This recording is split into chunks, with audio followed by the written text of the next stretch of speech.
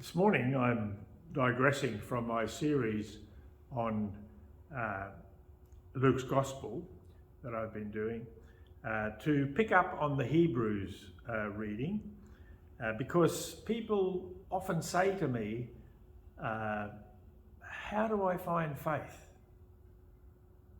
And this reading from Hebrews is really to the point. So I'm reading from chapter 11, verse 1.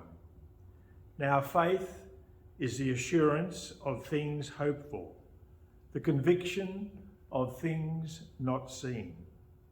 Indeed, by faith, our ancestors received approval.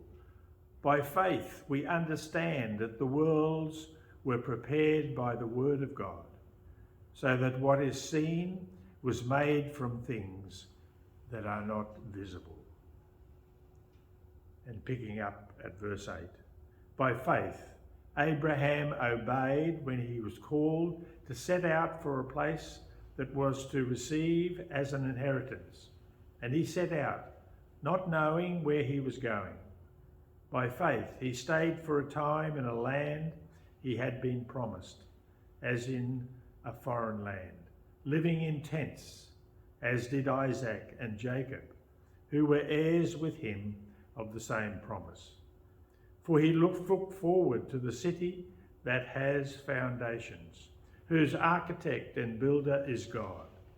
By faith, he received power of procreation, even though he was too old, and Sarah herself was barren, because he considered himself faithful, who had promised.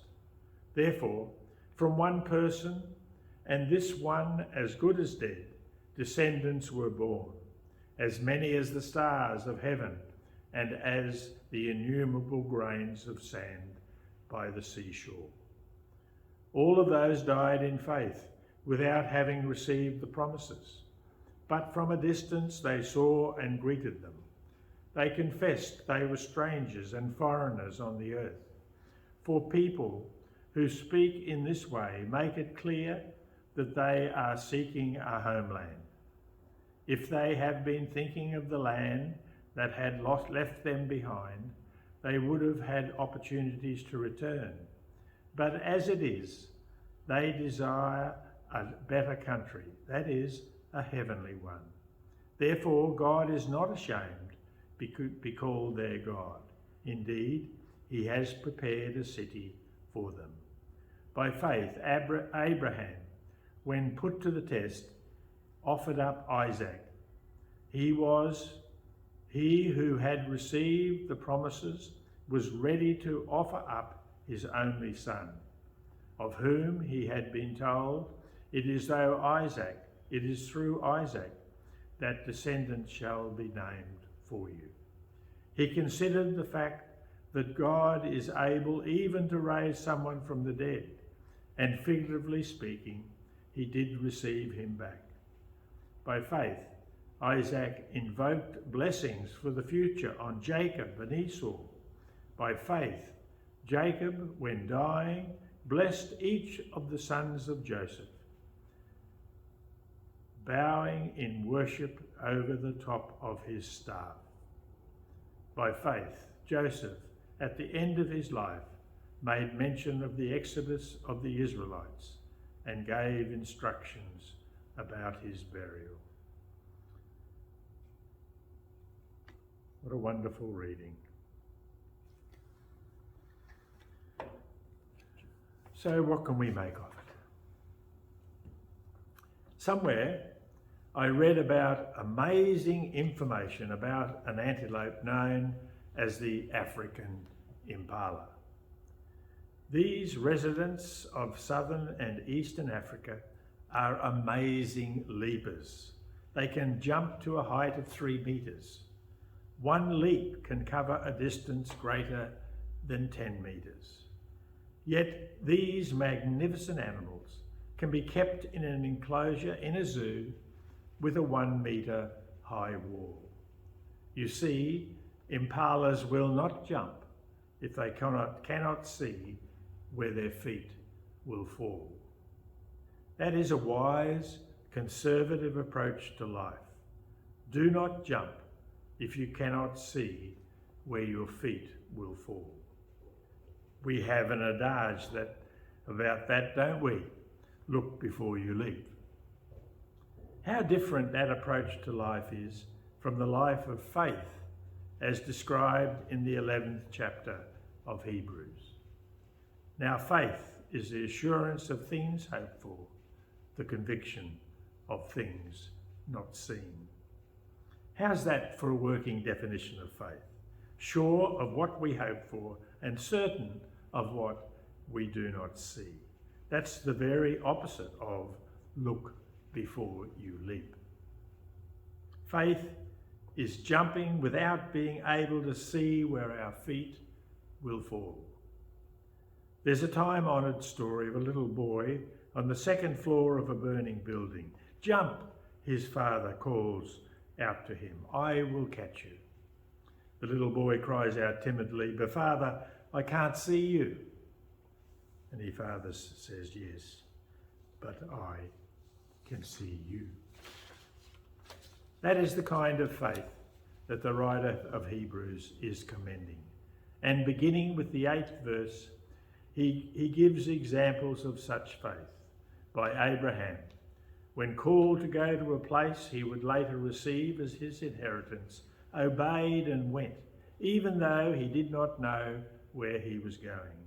By faith, he made his home in the promised land like a stranger in a foreign country. He lived in tents, as did Isaac and Jacob, who were heirs with him of the same promise. For he was looking forward to the city with foundations, whose architect and builder is God. So my first point is that Abraham was a man of faith because he went where God told him to go, even though he did not know where that might be. He was not a man of faith, simply he believed in God. He was a man of faith because he believed God when God made him a promise and he acted accordingly. He lived in a tent in the wilderness because he believed that one day God would provide him a home in a city with foundations, whose architect and builder is God. That's faith. People of faith move regardless of their uncertainty when God says move. Do you understand that there are still people of faith in the world today? One of my heroes of faith is a man named Lech Walshie. Most of you recognise his name. However, younger members of the congregation may not, and I want to tell his story before his name is forgotten. In 1990, Lech Walshie was an unknown electrician working in the shipyards of Poland. At first, Walshie was not a man of deep religious faith. In fact, he called himself a delinquent worshipper. He says, I pondered upon God's existence and looked for signs to confirm him. But faith did not grow in me until life grew harder. Then Walshie adds these significant words. The more difficult my path became, the closer I came to faith. In August 1981, Lech stepped forward and founded the Solidarity Labour Union. This set in motion an inevitable confrontation with the Polish government. Soon he found himself followed by secret police. Eventually, he was confined to his home as the authorities attempted to break the power of solidarity. Later, when the communists were overthrown, Walshie was elected president of Poland. His impact was enormous. He presided over Poland's transformation from a communist to a post-communist state. However, he was not a great politician. His lack of education became a problem, as well as his blunt manner of speaking. His presidency did not last long. But no one has challenged his deep faith or his commitment to seeking to serve God as best as he was able. Wasn't he afraid during these days when he challenged his government? Walsay himself answered that question like this: deep religious belief eliminates fear. Please do not misunderstand. Walsay is not a perfect man. He is simply a man of faith. He simply sought to serve God. Abraham was not a perfect man. Go back and read his story in the early pages of the Bible. But Abraham heard God's voice telling him to make a difference, to leave his home and go to the place that God would show him. And he did. That's faith. Faith is jumping without being able to see where your feet will fall, not because we are foolhardy, but because we are heeding God's voice.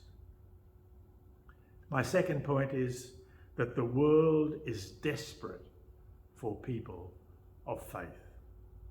Wouldn't you agree with that? We've got a world full of politicians and barren of prophets. Who's speaking for God at this critical time? The writer of Hebrews cites his ancestors Abraham, Isaac, Jacob, and later in this same chapter, Joseph and Moses and Joshua and Rahab and Gideon and all the great heroes of the Bible who stepped forward when the times demanded it. And the writer says, friends, that's faith. That's what it looks like. It's not simply believing in a dead creed. It's serving a living God. Faith is being sure of what we hope for and certain of what we do not see. Faith is jumping even when you cannot see your Father's arms ready to catch you below. The world sorely needs people of such faith today. Do you not sense it? We have staggering problems that politicians will not confront. We need people of integrity, people of courage, people of candour who will do the right thing, not the expedient thing. This brings us to the conclusion of the matter. If you and I do not champion God's kingdom, who will? That's the thing about heroes of faith. They're not very special in their own right. They're special because they believe God and act accordingly. They're special because they believe that this means that you and I could be heroes of faith if we would but heed God's voice. And if not, then who will do what needs to be done? On a TV program, the host conducted an informal, unscientific survey when he asked the following hypothetical question. If you could choose, which would you prefer? The power of flight or the power of invisibility? Think about that question for a moment and decide which you would choose. Would you rather be able to fly or be able to become invisible? My guess is that when we were children, most of us longed for these gifts. We wanted to be invisible, particularly when we'd done something wrong. And who hasn't desired to be able to fly like Superman? So which would you choose, and which would you do with your newfound powers? Would you be a superhero, or would you be super selfish? What the host found surprised him. No matter which power the people he talked to chose, they confessed that they would use their newly discovered powers in purely self-serving ways. Their plans weren't heroic at all. No one wanted to use their powers, say, to put an end to organised crime or to bring hope to the hopeless. Instead, Hodgman found that his interviewers concocted schemes that would use their new superpowers to satisfy their own personal desires. Typically, it went something like this. People who chose being invisible would sneak into movies, steal clothes at department stores, spy on their co-workers, stalk their exes, hang around showers or eavesdrop on conversations. When they could have chosen to use their powers to do something heroic, they instead chose to do something trivial and self-serving. Absurd, you say? Well, apply this information to you and me. What courageous, heroic action have you taken in the past, say, 60 days? Why not? Of course, you and I can't be invisible and we can't fly, but still, God has much for us to do. When he was inaugurated as President of South Africa, Nelson Mandela quoted these words that convict us all. Here is what he said. Our deepest fear is not that we are inadequate. Our deepest fear is that we are powerful beyond measure. It's a scary thought. We are powerful beyond measure. You and I could do heroic things if we dared live out our faith. We could change our family, change our community, change our world. All we would have to do is to be willing to jump, even when we cannot see where our feet will fall. All we have to do is be willing to work towards the coming of the kingdom of God in a world of confusion and doubt. Instead, like the African impala, we have imprisoned ourselves behind a 1-metre wall of doubt. By faith, Abraham, when called to go to a place he would later receive as his inheritance, obeyed and went, even though he did not know where he was going. By faith, he made his home in the promised land like a stranger in a foreign country. He lived in tents, as did Isaac and Jacob, who were heirs with him of the same promise. For he was looking forward to the city with foundations, whose architect and builder is God. That, my friends, is faith.